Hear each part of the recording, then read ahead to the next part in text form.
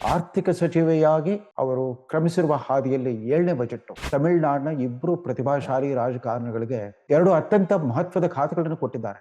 ಸಬ್ಕಾ ಸಾಥ್ ಸಬ್ಕಾ ವಿಕಾಸ್ ಅನ್ನೋ ತಮ್ಮ ಒಂದು ಪ್ರಣಾಳಿಕೆ ಏನಿದೆ ಅದಕ್ಕೆ ತಕ್ಕಂತಾನೆ ಮೋದಿ ಅವರು ಸರ್ಕಾರವನ್ನ ಮುನ್ನಡೆಸ್ತಾ ಹೊರಟಿದ್ದಾರೆ. ಅವರು ಕೇವಲ ಪಕ್ಷದ ಸಾಮಾನ್ಯ ಕಾರ್ಯಕರ್ತೆ ಮಾತ್ರವಲ್ಲ, ಅರ್ಥಶಾಸ್ತ್ರದ ಒಬ್ಬ ವಿಶಿಷ್ಟ ಪ್ರತಿಭಾಶಾಲಿ ಮಹಿಳೆ. ಪತಿಯ ಜೊತೆಗೆ ಲಂಡನ್ಗೆ ಹೋದ, ಅಲ್ಲಿ ವಿವಿಧ ರೀತಿಯ ಸಣ್ಣ ಪುಟ್ಟ ನೌಕರಿಗಳನ್ನ ಮಾಡ್ಕೊಂಡಿದ್ರು ಅಂತ ಕೇಳಿದ್ರೆ ಆಶ್ಚರ್ಯ ಅನಿಸ್ಬೋದು. ಅವರು ಭಾರತೀಯ ಜನತಾ ಪಕ್ಷ ಸೇರಿದ್ದು 2008ರಲ್ಲಿ. ಪಕ್ಷದ ವಕ್ತಾರಿಯಾಗಿ ಇಡೀ ರಾಷ್ಟ್ರದ ಜನತೆಗೆ ಚಿರಪರಿಚಿತರಾದರು.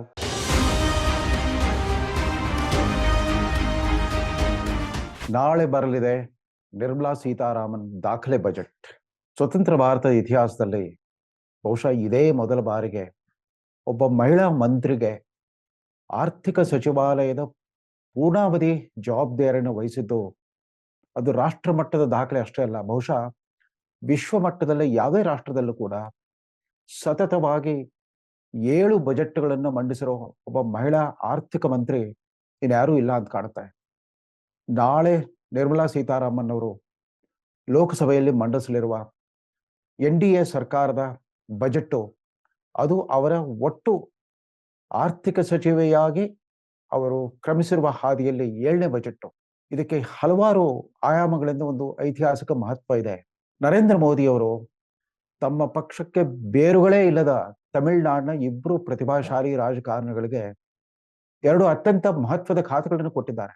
ಒಬ್ರು ನಿರ್ಮಲಾ ಸೀತಾರಾಮನ್ ಅವರು ಆರ್ಥಿಕ ಸಚಿವೆಯಾಗಿ ಇದೀಗ 7ನೇ ವರ್ಷವನ್ನ ಪ್ರವೇಶಿಸಲಿದ್ದಾರೆ. ಅದೇ ರೀತಿ ಮತ್ತೊಬ್ರು ಮಾಜಿ ಭಾರತದ ರಾಯಭಾರಿ, ವಿದೇಶಾಂಗ ಇಲಾಖೆಯ ಹಿರಿಯ ಅಧಿಕಾರಿ, ನಿವೃತ್ತ ಅಧಿಕಾರಿ ಜೈಶಂಕರ್ ಅವರು ವಿದೇಶಾಂಗ ಸಚಿವರು. ತಮಿಳುನಾಡಿನಿಂದ ಒಬ್ಬ ಚುನಾಯಿತ ಲೋಕಸಭಾ ಸದಸ್ಯರಿಲ್ಲ. ಆದ್ರೆ ತಮಿಳುನಾಡಿನ ಇಬ್ಬರು ಪ್ರತಿಭಾಶಾಲಿ ನಾಯಕರುಗಳಿಗೆ ಮಹತ್ವದ ಖಾತೆಯನ್ನು ಕೊಡೋದ್ರ ಮೂಲಕ ಸಬ್ಕಾ ಸಾಥ್ ಸಬ್ಕಾ ವಿಕಾಸ್ ಅನ್ನೋ ತಮ್ಮ ಘೋಷಿತ ಒಂದು ಪ್ರಣಾಳಿಕೆ ಏನಿದೆ ಅದಕ್ಕೆ ತಕ್ಕಂತಾನೆ ಮೋದಿ ಅವರು ಸರ್ಕಾರವನ್ನ ಮುನ್ನಡೆಸ್ತಾ ಹೊರಟಿದ್ದಾರೆ.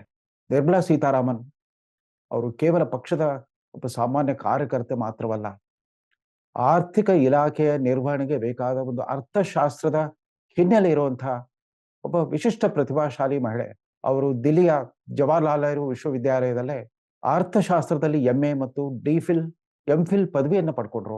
ಅದಾದ ನಂತರ ಅಲ್ಲೇನೆ ಅವರು PhDಗಾಗಿ ನೋಂದಣಿ ಮಾಡಿಸಿದ್ರು.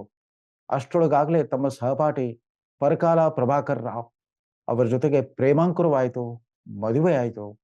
ಪ್ರಭಾಕರ್ ರಾವ್ಗೆ ಲಂಡನ್ ಸ್ಕೂಲ್ ಆಫ್ ಎಕನಾಮಿಕ್ಸ್ ನಲ್ಲಿ ಅವ್ರಿಗೆ ಸಂಶೋಧನಾ ಅವಕಾಶ ಸಿಕ್ಕಿದ್ರಿಂದ ನಿರ್ಮಲಾ ಸೀತಾರಾಮನ್ ಅವರ PhD ಕನಸು ಅರ್ಧಕ್ಕೆನೆ ಉಳಿತು. ಪತಿಯ ಜೊತೆಗೆ ಲಂಡನ್ಗೆ ಹೋದ ನಿರ್ಮಲಾ ಸೀತಾರಾಮನ್ ಅಲ್ಲಿ ವಿವಿಧ ರೀತಿಯ ಸಣ್ಣ ಪುಟ್ಟ ನೌಕರಿಗಳನ್ನ ಮಾಡ್ಕೊಂಡಿದ್ರು ಅಂತ ಕೇಳಿದ್ರೆ ಆಶ್ಚರ್ಯ ಅನಿಸ್ಬೋದು. ಅವರೊಂದು ಡಿಪಾರ್ಟ್ಮೆಂಟ್ ಸ್ಟೋರ್ ಅಲ್ಲಿ ಸೇಲ್ಸ್ ವಿಭಾಗದಲ್ಲಿ ಕೆಲಸ ಮಾಡಿದ್ರು. ಅದಾದ ನಂತರ ಒಂದು ಅರ್ಥಶಾಸ್ತ್ರದ ಸಂಶೋಧನಾ ಸಂಸ್ಥೆಯಲ್ಲಿ ರಿಸರ್ಚ್ ಅಸಿಸ್ಟೆಂಟ್ ಆಗಿ ಕೆಲಸ ಮಾಡಿದ್ರು. ತದನಂತರ ಭಾರತಕ್ಕೆ ಮರಳಿದಾಗ ಇಲ್ಲಿ ಅಟಲ್ ಬಿಹಾರಿ ವಾಜಪೇಯಿ ನೇತೃತ್ವದ NDA ಸರ್ಕಾರ ಇತ್ತು. ಆಗ ರಾಷ್ಟ್ರೀಯ ಮಹಿಳಾ ಆಯೋಗದ ಸದಸ್ಯ ಆಗಿದ್ರು. ತದನಂತರ ಅವರು ಭಾರತೀಯ ಜನತಾ ಪಕ್ಷ ಸೇರಿದ್ದು 2008ರಲ್ಲಿ. 2008ರಲ್ಲಿ ಭಾರತೀಯ ಜನತಾ ಪಕ್ಷಕ್ಕೆ ಪಾದಾರ್ಪಣ ಮಾಡದಾಗಿಂದ ಪಕ್ಷದ ವಕ್ತಾರಿಯಾಗಿ ಇಡೀ ರಾಷ್ಟ್ರದ ಜನತೆಗೆ ಚಿರಪರಿಚಿತರಾದರು ನಿರ್ಮಲಾ ಸೀತಾರಾಮನ್ ಮತ್ತು ಸ್ಮೃತಿ ಇರಾನಿ. ಇವರಿಬ್ರು ಕೂಡ ಪಕ್ಷದ ವಕ್ತಾರಿಕೆಯ ಮೂಲಕವೇ ಸುದ್ದಿ ವಾಹಿನಿಗಳಲ್ಲಿ ಕಾಣಿಸಿಕೊಂಡು ತಮ್ಮ ಅಗಾಧ ಪ್ರತಿಭೆ, ಪರಿಶ್ರಮ ಮತ್ತು ಜ್ಞಾನದ ಬಲದಿಂದ ರಾಷ್ಟ್ರದ ಜನತೆಯ ಮನಸ್ಸನ್ನು ಗೆದ್ದಂತ ಮಹಿಳಾ ರಾಜಕಾರಣಿಗಳು. ಮುಂದೆ 2014ರಿಂದ ಶುರುವಾದ ನರೇಂದ್ರ ಮೋದಿ ಯುಗದಲ್ಲಿ ನಿರ್ಮಲಾ ಸೀತಾರಾಮನ್ ಅವರಿಗೆ ಸಿಗಬೇಕಾದ ಅವರ ಪ್ರತಿಭೆ ಮತ್ತು ಪರಿಶ್ರಮ ಮತ್ತು ಪಕ್ಷ ನಿಷ್ಠೆಗೆ ತಕ್ಕ ಪುರಸ್ಕಾರ ಸಿಗಲಿಕ್ಕೆ ಶುರುವಾಯಿತು. ಅವರು ಮೊದಲು 2016ರಲ್ಲಿ ರಾಜ್ಯ ಸಚಿವೆಯಾಗಿ ನರೇಂದ್ರ ಮೋದಿ ಅವರ ಸಚಿವ ಸಂಪುಟವನ್ನು ಸೇರಿದರು. ಅವರು ಆರಂಭದಲ್ಲಿ ಅವರಿಗೆ ಟ್ರೇಡ್ ಅಂಡ್ ಕಾಮರ್ಸ್, ವಾಣಿಜ್ಯ ಮತ್ತು ವ್ಯಾಪಾರ ವಿಭಾಗವನ್ನು ಇಲಾಖೆಯಲ್ಲಿ ಅವರು ರಾಜ್ಯ ಸಚಿವೆ ಆಗಿದ್ರು. ತದನಂತರ ಅವರಿಗೆ ಬಡ್ತಿ ಸಿಕ್ಕಾಗ, ಕ್ಯಾಬಿನೆಟ್ ಸಚಿವೆಯಾಗಿ ಬಡ್ತಿ ಸಿಕ್ಕಾಗ 2017ರಿಂದ 2019ರವರೆಗೆ 2 ವರ್ಷಗಳ ಕಾಲ ರಕ್ಷಣಾ ಖಾತೆಯ ಸಚಿವೆ ಆಗಿದ್ರು. ಅಲ್ಲೂ ಕೂಡ ಪ್ರಪ್ರಥಮ ಬಾರಿಗೆ ಇಂದಿರಾ ಗಾಂಧಿ ಅವರ ದಾಖಲೆಯನ್ನ ಸರಿಗಟ್ಟಿದ್ರು. ಪ್ರಧಾನಮಂತ್ರಿ ಆಗಿದ್ದ ಇಂದಿರಾ ಗಾಂಧಿ ಅವರು ಒಂದು ಅವಧಿಗೆ ಒಂದು ಅಲ್ಪ ಕಾಲ ರಕ್ಷಣಾ ಇಲಾಖೆಯನ್ನು ವಹಿಸ್ಕೊಂಡಿದ್ರು, ಆರ್ಥಿಕ ಇಲಾಖೆಯನ್ನು ವಹಿಸ್ಕೊಂಡಿದ್ರು.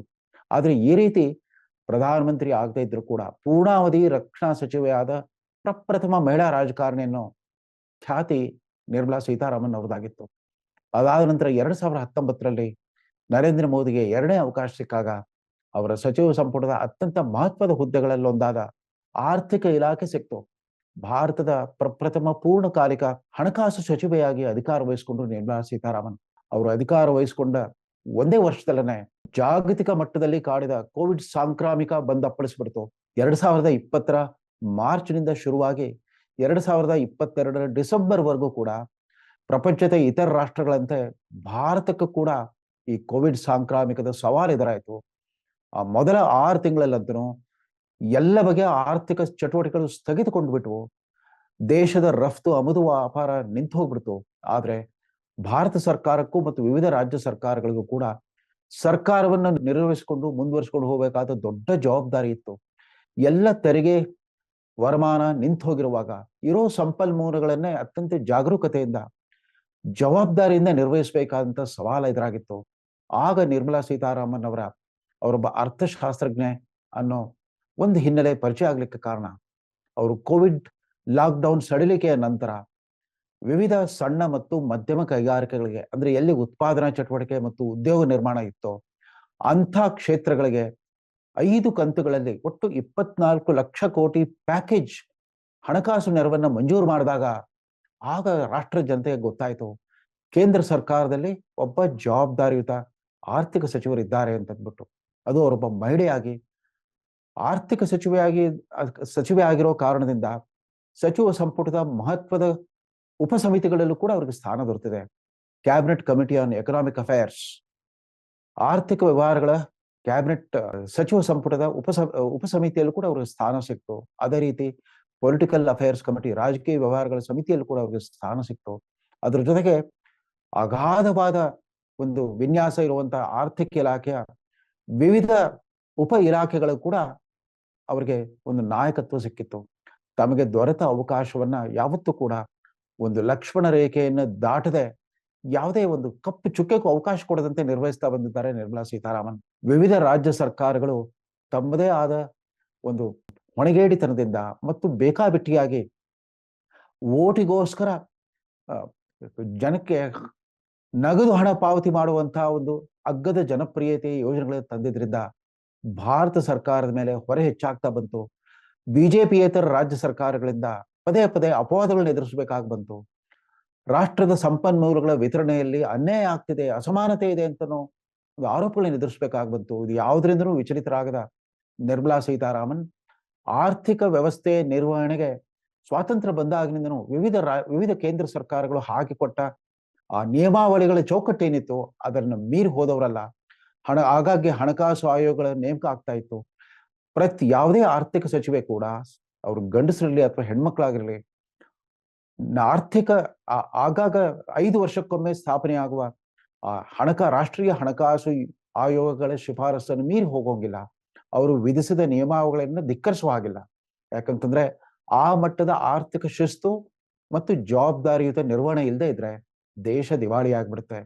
ನಿರ್ಮಲಾ ಸೀತಾರಾಮನ್ ಅವರು ನಾಳೆ ಮಂಡಿಸಲಿರೋ ಬಜೆಟ್ 7ನೇ ಬಜೆಟ್. ಯಾಕಂತಂದ್ರೆ ಹಿಂದಿನ ಬಜೆಟ್ ಅದು ಮಧ್ಯಕಾಲೀನ ಬಜೆಟ್ ಆಗಿತ್ತು, ಅದು ಇಂಟರಿಮ್ ಬಜೆಟ್ ಆಗಿತ್ತು. ಯಾಕಂದ್ರೆ ಲೋಕಸಭಾ ಚುನಾವಣೆ ಘೋಷಣೆಗೆ ಕೇವಲ 1 ತಿಂಗಳು ಮಾತ್ರ ಬಾಕಿ ಇದ್ದಾಗ ಅವರ ಬಜೆಟ್ ಮಂಡನೆ ಆಗಿತ್ತು. ಮೋದಿ ಅವರು ಬಂದಾಗಿಂದ ಬಜೆಟ್ ಮಂಡನೆಯಲ್ಲಿ ಕೂಡ ಹಲವು ಬದಲಾವಣೆಗಳಾದವು. ಅದೇನು ಅಂತಂದ್ರೆ ಪ್ರತಿ ವರ್ಷ ಫೆಬ್ರವರಿ ತಿಂಗಳಿನ ಕೊನೆಯ ದಿನಾಂಕ, ಅದು 28 ಅಥವಾ 29 ಬಂದಾಗ ಫೆಬ್ರವರಿ ತಿಂಗಳಿನ ಕೊನೆಯ ದಿನಾಂಕ ಬಜೆಟ್ ಮಂಡನೆ ಆಗ್ತಾ ಇತ್ತು.